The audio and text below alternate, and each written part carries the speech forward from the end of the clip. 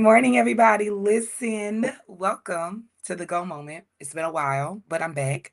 And I want to talk about something this morning. I think that is super important. And it's a word called maintenance, right? Maintenance. Listen, tag two of your friends, tell them come join us. Welcome to the conversation. Say hello when you get on. Um, but I want to talk about maintenance and why is maintenance important and what does that look like? How you start is how you finish. And I tagged a couple people really quickly. And okay. Give me a minute, y'all. So I go live this way because it allows me to also invite our YouTube family on as well versus just going live straight from Facebook. All right.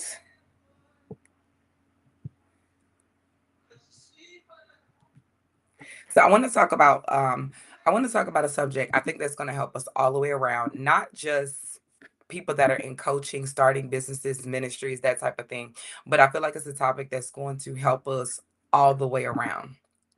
And it's entitled Stop Building What You're Not Committed to Maintaining, right? And you've kind of heard me hint about this a couple times before when I talk about relationship building, when I talk about getting into relationships with people, and I'll just go here just so that you guys can have an idea of what I'm saying. Getting in relationship with people and you're doing things sometimes and you're starting out in ways and in spaces that you cannot maintain. And so I'm going to help you guys kind of understand what I'm saying in real time, right? Because good morning, Barbara. Because I'm in a space and I can always use myself, right? I'm in a space of planting a ministry. And so although we started in Savannah, right? We've now transitioned and we're in Maryland. And so what we have to understand is this, even though we started life at the well, when you begin to good morning, Raymond, when you begin to shift into new places, new territories, everything is different. And so you can't take a lot of the same thing that you did over here and make it work over here because you're dealing with a different culture of people. You're dealing with a different demographics of people. And so sometimes what we try to do is we try to take one thing over here and then make it work over here, right? And so what I'm saying is that you have to be careful when you're starting out, and this is what I'm learning, that we don't shift into doing things too fast that you cannot maintain. Right. And so, example, starting out in ministry, I've been in ministry my whole life. And so, just because I've been in ministry my entire life does not mean that we go full and we have every auxiliary, every group, every event that we used to have. Why? Because we're just now starting out. And so you have to give your time, you have to give yourself time to grow into what you're trying to do. And so a lot of times we don't assess our lives properly, right? And we go out and we just start doing a lot of things. You're doing a lot of trying to create multiple businesses, trying to write multiple books, you're trying to mentor over here, you're trying to stay in this organization over here, and you're trying to do things, let's be honest, that you don't really have the capacity to maintain. All right. And so a lot of times I'm talking to people and they're like, oh my God, this is happening in my life right now. Example, they're used to doing something a certain type of way, right? And the people that they're with are used to them doing something a certain type of way. And so now they're like, that doesn't work for me, right? It wasn't sustainable. In the beginning, it's all cute. I'll give y'all an example for me. Like when I first got married, we used to say like, these are the things we're gonna do, and you're gonna do this, and you're gonna do that, and this is gonna be what you do, and this is what you're gonna do, and this is how you gonna operate, and this is how you gonna operate. But as we started to live this life, right, as we begin to walk it out in real time, we realized that some of the things that we said wasn't sustainable. Some of the things that we said we didn't have the capacity to do and to maintain based off of the lifestyle and the way that we live. You're in the military, and so some of the things that he said, like he agreed to in the beginning. He had to realize, like, man, that's not sustainable because I'm not here enough to do the things that you may ask and desire me to do. So at that moment, it required another level of conversation. And so what I'm saying is this, is that sometimes we try to build too fast, and we try to go too fast, and we try to do too much, and it's not sustainable. And some people are depressed today. Some people are experiencing a level of anxiety today because of the fact that they said yes to things that they should have said no to. And so even in this space, back to planting a ministry, right? I've been in ministry for so long, and sometimes when you've been in something for so long, in your mind you see the end result. Like, I see what, I want us to be, I see where we're going, and that's fine. I have to always keep, listen, hear me this morning, you have to always keep the end goal in mind. However, you also have to be able to assess the moment. You also have to be able to assess where I am right now and what do I have the capacity to do right now. And so although I see us having, full-fledged ministries and women ministries and men ministries and this kind of outreach ministry and this kind of outreach, and I see it, right? However, I got to make sure that I am aware of the sustainability of what we're building right now. And I don't try to take us too fast into something that we cannot sustain, right? So fast that it stretches our people. And so sometimes we'll look at what other people are doing and what they have the ability to do, and we try to mimic what they're doing, not realizing that you guys may have different levels of capacity, right? You guys may not have the same level of help. You guys may not have the same level of resources. Not that you cannot get there. However, being able to assess where you are helps you to determine where you should be going and how fast you can go, right? And so when we look at scaling too fast, right? Growth without structure creates stress. Growth without structure creates stress. And so some of us are stressed out because we're growing, but we're not structured. Come on, you're growing, but you don't have systems. One of the biggest things, I'm going to help you, because what I'm teaching you guys right now is not just about church, ministry, business. This is even about your own household, right?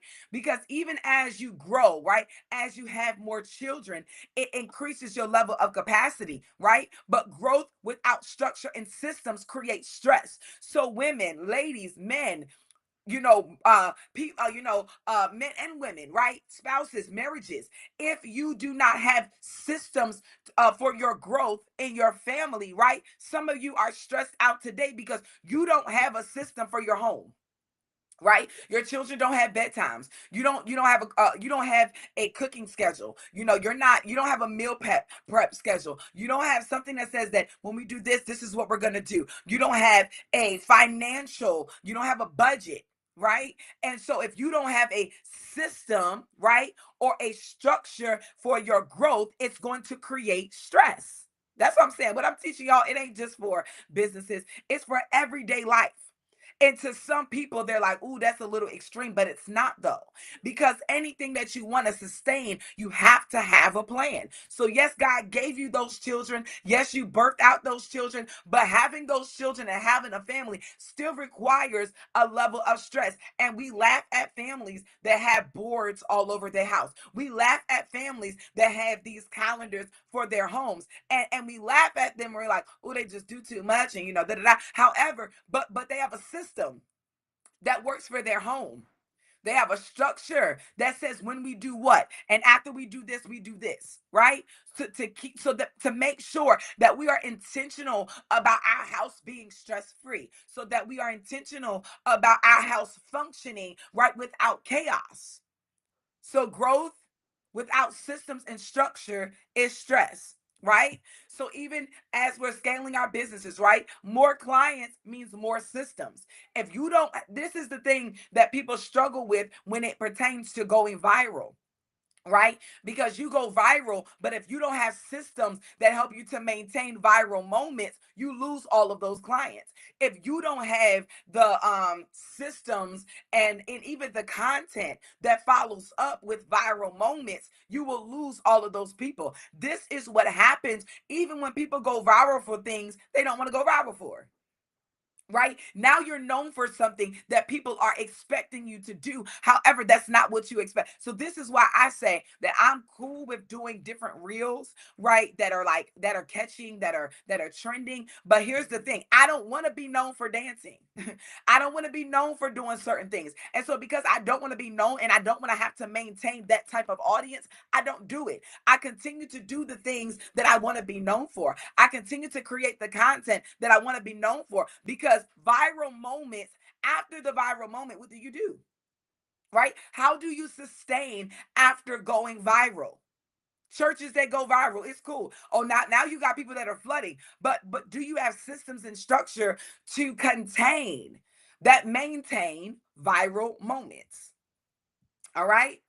More visibility also means more pressure. So the ministry, and I'm giving y'all coaching in real time. The ministry, me and my team, we have been very intentional about visibility. Right, we're being very intentional about how visible we want to be, because we want to make sure that we can maintain the influx that comes from visibility. I don't want to feel the pressure, nor do I want to pressure my team and pressure my leaders, right, to operate in spaces that they're not ready for. So we're being very intentional about our visibility because we want to make sure that we grow in a space that we can sustain so that we're not pressured in the moment. That's right. What works for one house doesn't necessarily work for another. Absolutely. What works for one church may not work for us. What works in your house may not work for somebody else's. And so that's why you have to make sure that you are constantly assessing where you are. All right. So more visibility means more pressure. So right now we're like, not right now. We're not really running no ads. We're not really doing too much. Why? Because we don't want the pressure that comes from visibility because we're still working on building our systems and we're still working on building our structure. That's called wisdom, right? So people will try to rush you into something, but wisdom says, let me wait to get this together. And I trust God in the meantime. Come on. I trust God to supply whatever it is that we need until everything that we need shows up. More influence, hear me, means more responsibility, right? So some of us, we want the influence, we want the visibility, not realizing that it requires another level of responsibility, right? It will demand another level of responsibility. Right. And so because I'm like, I got to make sure our team is together. I got to make sure that we're structured the way we're supposed to be structured. I got to make sure that they have a clear understanding. Why? Because this is a new church plant. So I got to make sure that they understand the culture of what we're building. I got to communicate with them. And so these first couple months have been, let me spend time with my leaders. Let me spend time in building them. Let me spend time with coaching them. And so that they understand what is the well all about so that they can properly articulate to the ones that are coming in what is the well all about. Right. Why? Because more influence requires more responsibility. I have to be smart, hear me, so I don't kill my leaders. You have to be smart so that you don't kill your people. Can I tell you, even as leaders of your homes, you have to be smart so that you don't kill your children. You don't kill your spouse. You don't wear them out. You don't put unnecessary pressure. I know you want a big house, but can I tell you, if you do not have the finances to maintain this big house, and now you're putting pressure on your children and putting pressure on your spouse to show up and to do because you got to work 3 jobs to maintain this house and this car that you really didn't need, or you could have waited until you could sustain the growth, until you could maintain the growth, right? I know I'm talking good this morning. This is wisdom because we go out and we do things, right? And then we expect everybody else around us, right, to just get on board with what you're doing. Right. And you all stressed out about something that you really didn't need to do in a moment, but because it was something that you wanted, something that you desired, we just need to grow and we just need something bigger when you could have stayed where you was and created some systems and some structure and to save and then begin to shift into something. Waited a little bit longer because more influence requires more responsibility. So I asked this question: if your business doubled today, could your structure handle it? Right? If your clientele doubled today, could your structure handle it? If the people that are coming to your ministry double today, can you handle it? Do you have the systems in place? Do you have the structure in place? Do you have the people in place? And if you don't have the people in place, do you have the ability, right, to tell them where to go, to tell them what to do, to sustain what it is that they're doing? Right? Hear me. Growth doesn't fix chaos, it magnifies it. Growth doesn't fix chaos. Some of you said this: if I had more money, right? If I had more clients, if I had more members, I would be okay. The problem is you don't have a growth problem. Come on. You have a structure and strategy problem. That's it. And if you would get some of your structure and strategy together, can I tell you, you would grow. Some of you are trying to create gimmicks to get more people. It's not the problem that you don't have a good product. The issue is that you don't have systems. And here's the thing that we have to remember is that we say this all the time, is that God will not put more on you than you could bear, right? He'll tell you, we'll say that, God, and this is what the word says, according to our talents. The Bible says in the parable of the talents, right? I love it, is that he gives everyone, he gave it to them according to their own measure. He gave to them according to their capacity. He gave to them according to what they could handle. So growth doesn't fix chaos, it magnifies it. It will show you where you are, where there are areas, where are your holes, where are your issues, where are you struggling. Saying yes to too much. Hear me. You are building obligations. This is so good. I'm about to help somebody. Y'all gotta have to write this in the chat. You are building obligations that you secretly resent. Saying yes to too much. You are building obligations that you secretly resent. That's one of the worst things that you could ever do, is say yes to something that you really don't want to do. This is the reason why I got to slow walk the well, right? Why I have to slow walk our leaders. Why? Because I don't want them to say yes to something that inside of them they secretly resent. Just because you've always operated in this area doesn't mean it's something that you want to do. Just because you came from another church and you was the usher and you did all of the things and you was an admin and you worked in finance doesn't necessarily mean it's something that you want to do on this side. So yes, as a leader, it's my responsibility to stretch you, but it's also my responsibility to listen to you. I'm going to help you. It's also your responsibility to listen to your family, listen to your partner. Why? Because you don't want them to say yes to something, right, that they will secretly resent. This is why you don't want to force people, right, to navigate into relationships that they're not ready for. Because now you're making them be obligated to something that later on they may secretly resent because I wasn't ready. It wasn't something that I wanted. It wasn't something that I desired. You got your children saying yes to stuff, right? Come on, that as they grow up, they're like, yes, mama, yes, mama. But as they grow up, they begin to resent you. This is why I said is that you don't want to build, you don't want to go into something, right, without having conversations. It would be crazy of me to go into, I'm gonna be honest, right? I want a new car so bad. My kids, they're like, Mama, we really want you to get a new car. Ain't nothing really wrong with my car. It's just older. It just is what it is. But here's the thing: what I had to explain to them is that me saying yes to a car could also mean me being in the shop because I got to be able to pay for the car. They're like, Mama, we want a house. Ain't nothing wrong with the house that we live in. It's amazing. But because sometimes in what they see, right, they want something bigger.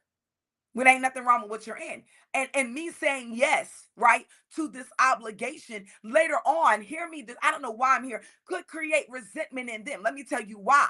Because now I got to work to take care of this house. Now I got to work to take care of this car instead of staying where I am right now, right? And maintaining and sustaining our growth until we have the ability to shift into something bigger that does not create another burden on our family. So y'all don't like being home by yourselves. Y'all don't like being home and not being able to do stuff. However, y'all want this house. See, these are the conversations that you have to have with your children and have to have in your homes to make it real. Because sometimes you just saying no to them. Now they be like, oh, but but mom, why we don't? Because I want to break this down to you. I want you to have this. I want you to have a clear understanding that if I have to go out and get this house that y'all say y'all want, right? It also means you don't get to play these sports you like to play, right? Because I won't be able to get you there. Right now I work 3 days a week. Going into something bigger then now puts me back in the salon where I don't want to be, and it doesn't give me the opportunity to build how I want to build. So what I'm saying is this: these are why conversations are so important, even amongst your families. Y'all, even in your family, what I'm teaching you guys, listen, this literally is the wisdom of God. It comes from Him. What I'm teaching you right now is not just for your business, it's for your life. And I'm trying to tell you that we say yes to a lot of things that at the end of the day, y'all, we begin to resent our yes. I resent the fact that I said yes to that. Even now I tell my children, like, I'm cool with y'all wanting to do certain things, and I want you to be able to operate, but by me saying yes to this, let me let y'all know what saying yes means. Okay, so you know what you're saying yes to. You're gonna have to step it up. Y'all are gonna have to be partners in this house, right? I can't do everything because this requires us to shift into another way. Both of you are in AAU basketball. Oh my God. That's everyday practice. That's everyday something. I told my daughter, listen, you know how to cook. You're going to have to step in and help a little bit. Why? Because this is another demand on us. And we ain't eating out every day. These are the conversations I have with my children. Now, every house is different, and you run your house how you want to run your house. And if you, whatever conversations you might want to keep from your children, that's okay with you. But I'm just giving you what works for me. And what works for me is we got to have these conversations where we're working together, because I can't do this by myself. And this is why we are stressed women and wore out, because we don't speak up. And I was talking to a girl the other day, and she was talking to me about even her and her husband. And she was saying that, she was overwhelmed. I said, well, did you talk to him? And she was like, no. And I was like, but you can't expect that he's just gonna know if you don't tell him, because we make it seem like we are super women. We make it seem like we got it all together all the time. This is why we make yes me, yes and no. Right. Yes, absolutely.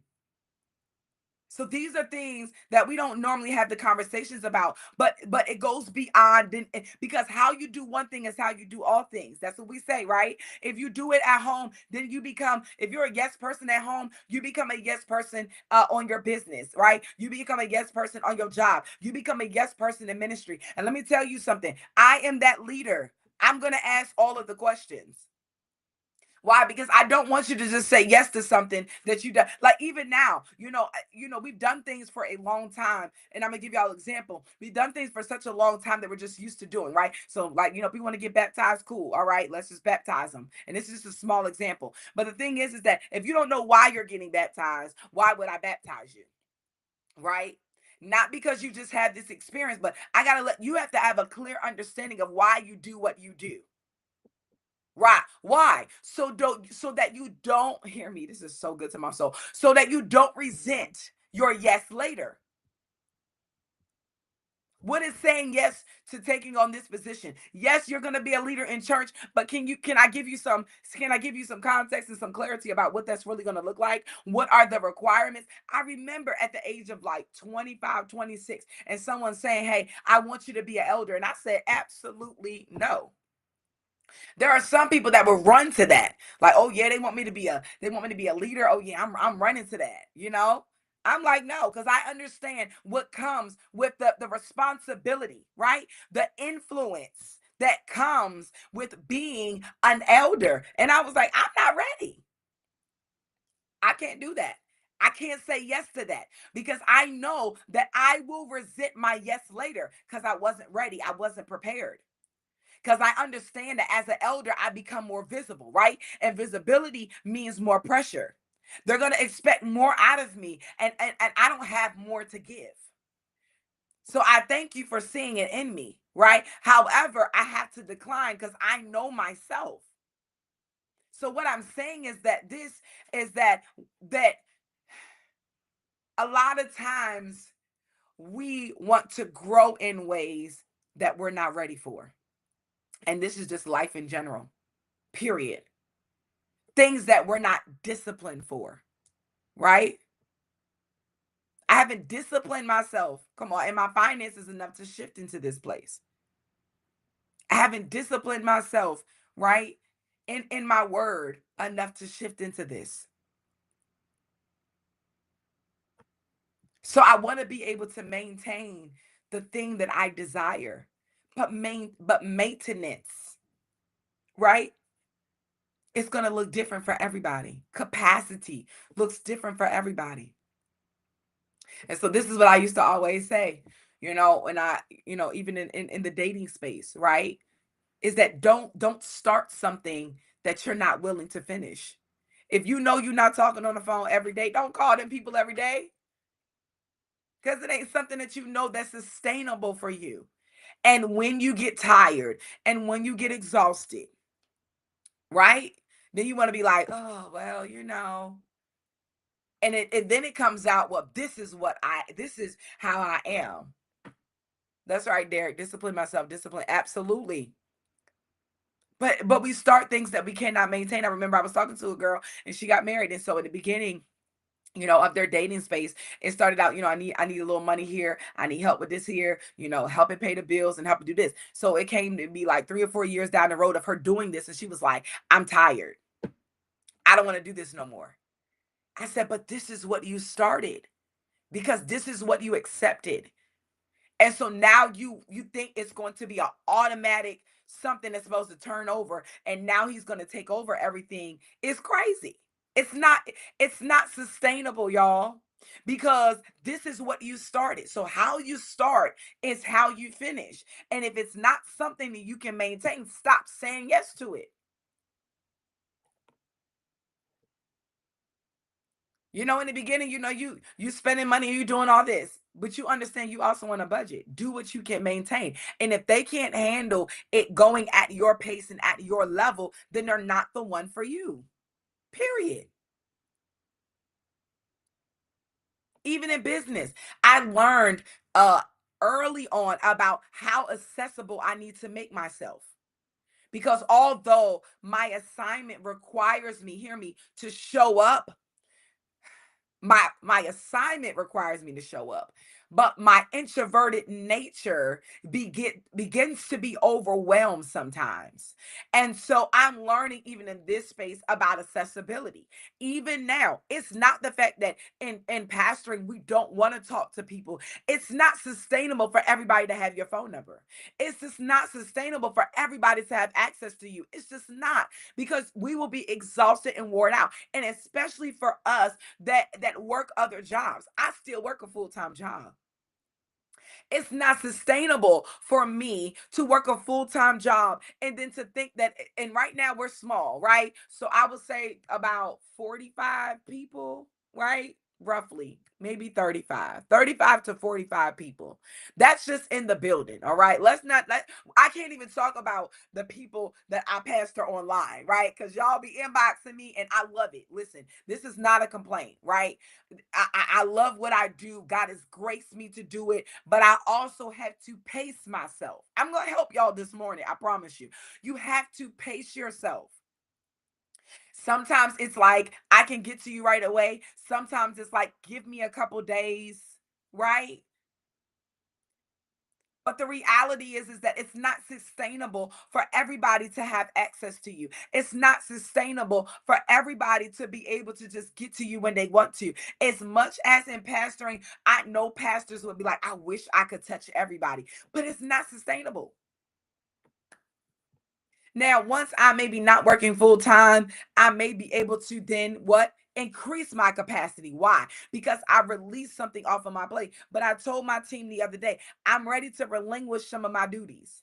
right? I'm giving y'all a couple days to get acclimated in what I'm doing. I'm giving y'all a couple days, you know, not days, a couple months to get used to the well culture and what the well is about. But I'm getting ready to release you. I gotta get some of this stuff up off my plate. I cannot increase my level of capacity without relinquishing something else. So y'all, I still work a full-time job. So as much as I want to do so much, I've been like, oh my God, I want to do some more things in Savannah. I know I'm like, I feel like I left Savannah and moved to and moved to Maryland, but I had to shift and God literally thrusted me into Maryland. And so like I'm trying within myself, I'm gonna help y'all listen. I'm trying within myself to make it make sense, right? And but I gotta follow what God is telling me to do. And so why it may not make sense to other people, it makes sense to God. And so within myself, I'm like, God, I'm trying to figure this out. And God is saying, but you don't have the capacity. I gotta get you to where this is sustaining before you can shift into something else. So we move too fast. We say yes to too much. You cannot let me make this so plain to all of you today. You have nothing to prove. Absolutely nothing. I'm going to say it again. You have nothing to prove. And let me tell you why some of you guys are in the place where you're trying to speed up your life right now, and you're speeding up into speeding into something. You're trying to accelerate into spaces that you don't have the capacity to maintain. Is because you feel like you have to prove something to people. You feel like you got to prove that you're successful, or prove that you got it, or prove that all the things that we feel like we have to prove, and you have nothing to prove. Let me tell y'all something. I've been like this for a while. However, I don't got nothing to prove to nobody that I know that God called me into this. Right? Can I tell you? I don't have to prove. You know why? I'm gonna keep telling y'all this, because my fruit will always speak for me. So the object of me trying to speed up, to show I got church growth, to show you that my church is growing, to show you that people are following, to show you that people are leading, I ain't got to do all that. And what we do is we try to speed it up. Right? You try to get more people, you try to have more events to get more butts in the seat that you cannot sustain. And then people start to leave after a while because they find out that yes, you might have this that can keep me here, but you don't have the back end to sustain me. I don't care how good you preach. If you don't have the back end to sustain what you said up front, they're not staying, right?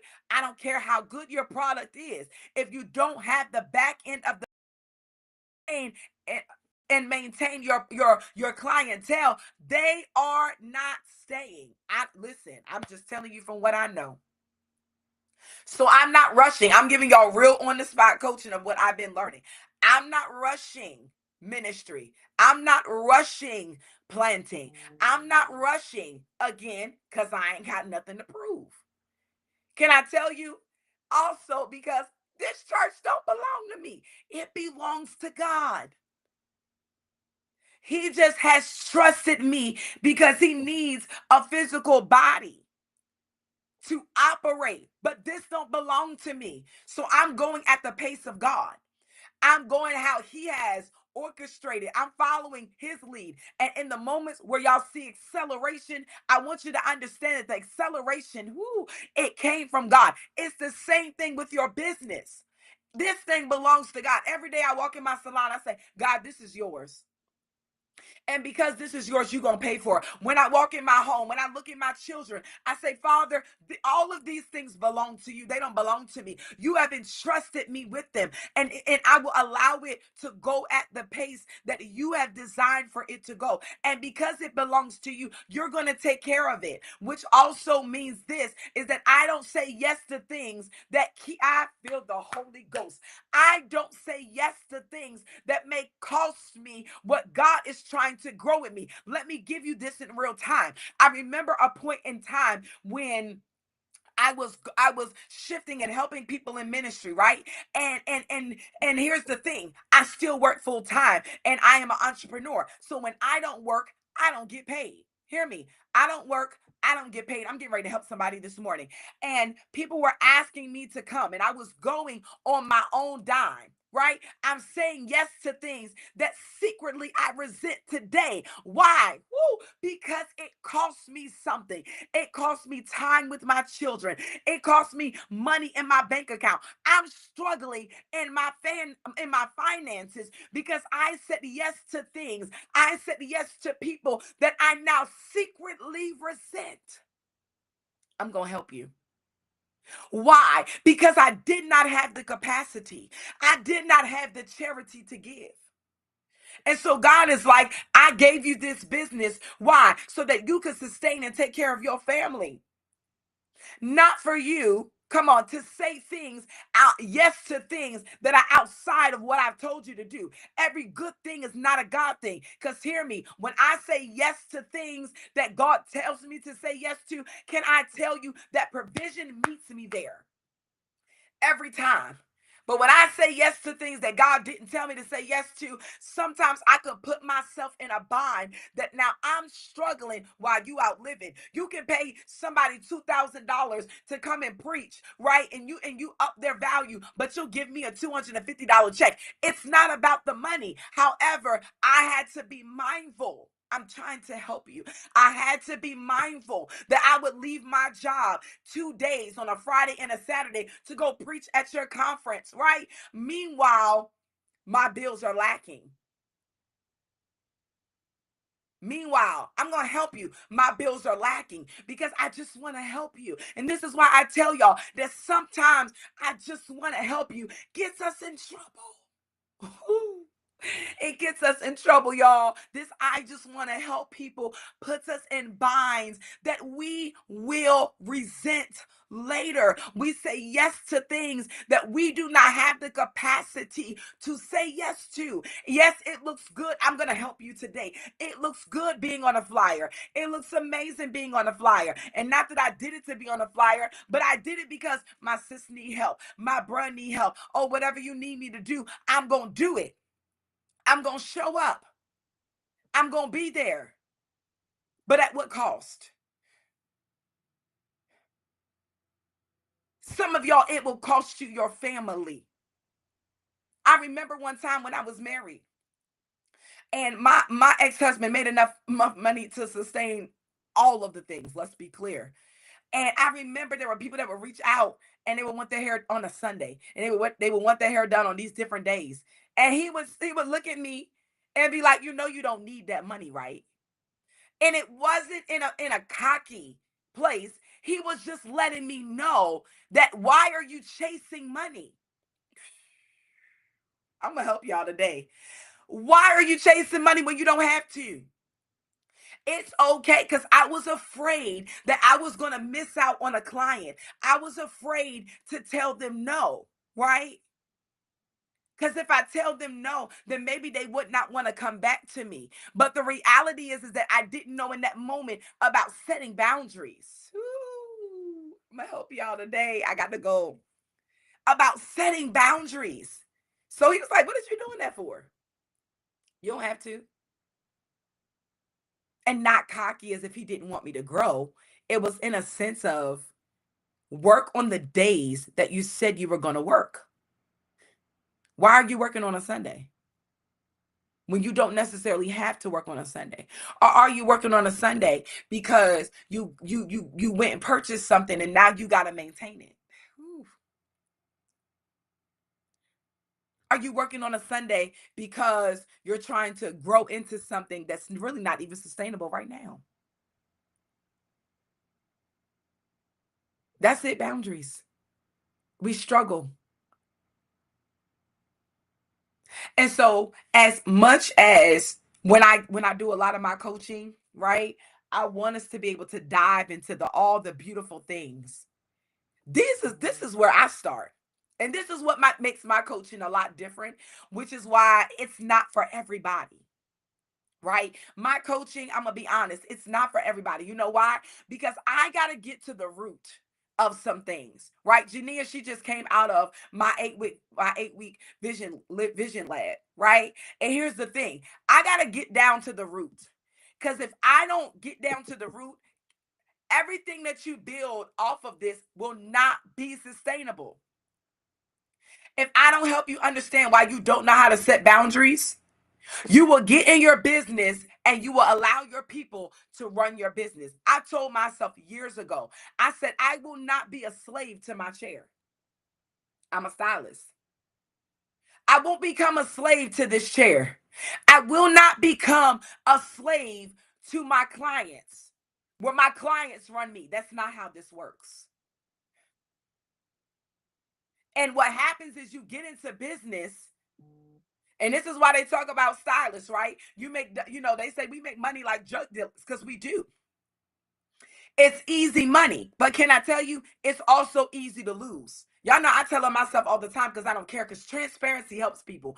It wasn't until I went through my divorce that I really was able to see how much money I was really making and how much money I was really wasting because I was just spending money. Because I had a spouse and he pay all the bills, he do whatever. So he's like, all right, as long as you take care of the stuff that I asked you to take care of and whatever I need to take care of, then your money is your money. And I went there to voice, I was like, yo, where is my money?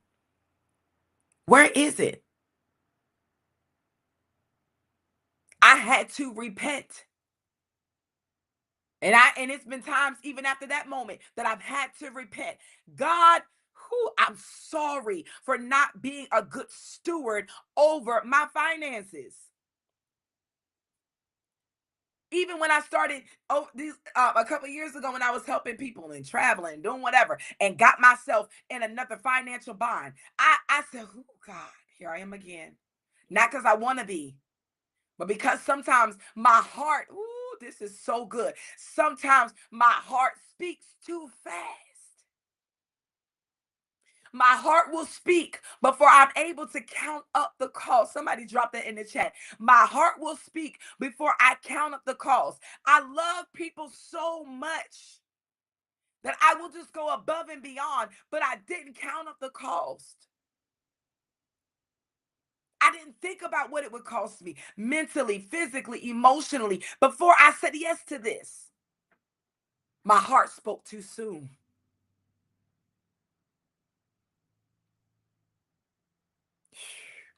So this is why my coaching is different. Because I want you to build something that's sustainable. I'm going to be honest with you. I'm going to help you to assess your life. I'm going to help you to make sure that you're pacing yourself, that you don't get burnout. I can tell you because I've been in these places before. I'm going to show you how to build correctly. I'm going to show you how to not let your heart get involved because I've been there. And where some people may say, "Ooh, you might be a little harsh." Then sometimes they get to the place where they say, well, maybe you're in it for the money. Baby, you could never ever say that I'm in this for the money, because there's not an amount of money that you could pay me for what I've been through to help you. It ain't never about the money. It's always been impact for me. But we have to be honest, is that we have to pay people for their time. That's it. If you can go and pay a specialist to help you with your knee, listen, you can pay a specialist that's going to help you with your heart, that's going to help you build your business, that's going to help you build your life. Because you being able to have a good knee is just as important. This just dropped it. You having a good knee is just as important as you having a good heart, as you having a good business, as you having a good life, a good mindset. And treat it the same way. Treat it the same way. So what I came to talk about to you guys this morning is about maintenance, right? Maintenance. That's right. We invest in what we value. Absolutely. Pay for the time. About growth and what's sustainable. And not saying yes to things. Come on. And not saying yes to things that are not sustainable. We say yes to things that we cannot maintain. And then we resent it later. Phew. We resent it later.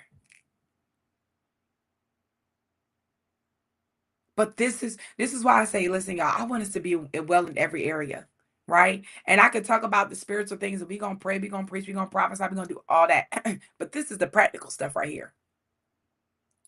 The things we don't think about. The discipline. That even as a leader, I have a responsibility to help you to assess your house. Is this something that you can say yes to right now?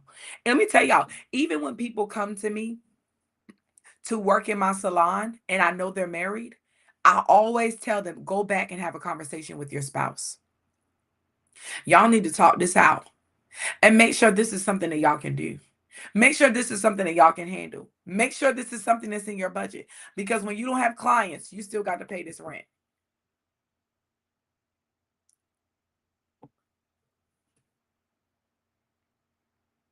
Before you take a position in church, have a conversation in your household. I told y'all before I planted in Maryland, me and my children had a conversation. I didn't say yes to I didn't now I knew what God was thrusting me into, but I had a conversation with my children about what does this look like? How does this work? How do we balance this? Hear me, because I did not want them even to resent the yes that I had to make and the yes that they gave. So I was exhausted when I got off that flight, because my flight on Sunday, I left Monday morning. I had to be at the airport by 3 a.m. because I promised my kids that we were going to go spend the day together. Right. And so I got to the airport at 3 a.m. I get there at 3 a.m. only for my flight to be canceled. It was supposed to leave at 5. So I had to stay in the airport and find that I had to cancel that flight, pay $175 to book another flight, and that flight didn't leave until 7 o'clock. So I was in the airport from 3 a.m. This is why y'all think it's glamorous. From 3 a.m. to 7 a.m. Got to Atlanta, had a layover to get back home. So I was up from 3 a.m. I didn't land at home until 11:30.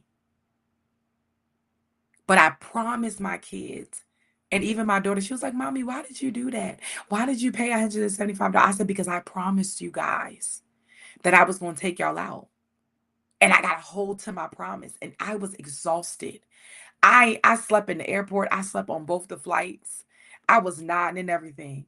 Because of course Sunday was a busy and it was a very long day on Sunday. We had morning service that was amazing. Then Sunday evening service, we went somewhere else to support. And so I was exhausted. But I promised my kids.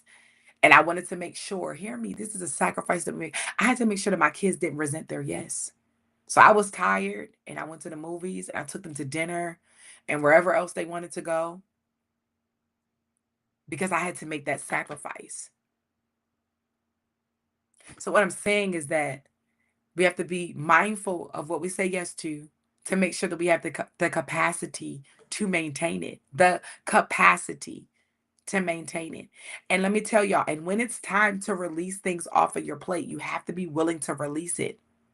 All right. This is the last thing I got to say, and then I got to go to work for 2.5 seconds. I got one client today. This is the last thing I want to say, is that you have to be willing to give it up. And the reason why you have to be willing to give it up is because some of you struggle with getting rid of things off of your plate because it's something that you've always done. And so for some of you, you have to grieve that. Okay, hear me. You have to grieve what you have to give up. You have to grieve what you have to give up. You have to grieve what you have to give up. Okay? You have to grieve it. If you want something greater, if you want something more, can I tell you, those of you that desire marriage and relationship, you have to grieve what was so that you can embrace what's coming.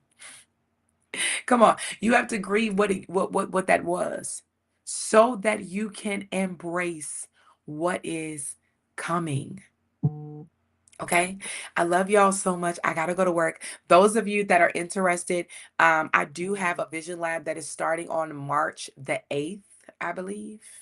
Let me see. Nope, it starts March the 6th. It's 597.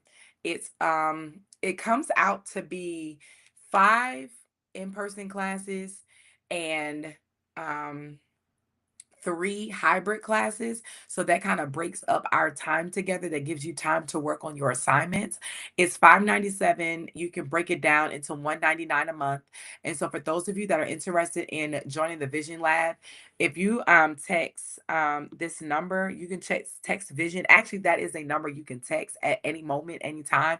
So save that number. If you have questions about classes, courses, one-on-one coaching, you can always text that number. But if you're interested in the Vision Lab, just text Vision to that number and I'll get it. And I'll reach out to you directly. So right now, so the in-person classes, I don't have any in person per se, right? Like any conferences coming up right now. Now, I do have my Zoom classes. They're going to start on March the 6th. Okay. Let me see. No, March 5th. March 5th is going to start our Zoom classes. Our actual in-person sessions, we don't have any in-person right now, like conferences or anything like that. Right now that you guys can come to, but but we do how I do however have my in-person Zooms, which will start, which is the Vision Lab. So if you're interested in starting, that is an 8-week cohort. Thank you so much, Jania. She put it in the chat. It's an 8-week cohort. You can text Vision to the 912-504-2121. All right. I do also offer one-on-one experiences. So I was just about to say, yep, I do offer one-on-one as well. So if you're interested in one-on-one, you can text one-on-one or just text your information to that number and I'll reach out to you today and we can talk about some one-on-one. So I do one-on-one and then I also have the Vision that's going to start on March the 5th. So if you're interested in one-on-one, text that number, come reach out. Let's have the conversation. Let's talk about it. Like I said, I come on here as much as I can just to have these conversations. I am going to do a session this Friday. So if you guys want to join me on Friday, more details will come out today. I'm going to do a pop-up live on the spot execution. So I love y'all so much. Thank y'all for joining me. Thank y'all for listening. Share this live with a friend that you think might need some of the information that we're talking about. Share this live on your page and tell people to drop in and to connect. I love y'all so much. I pray y'all have a great day and bye.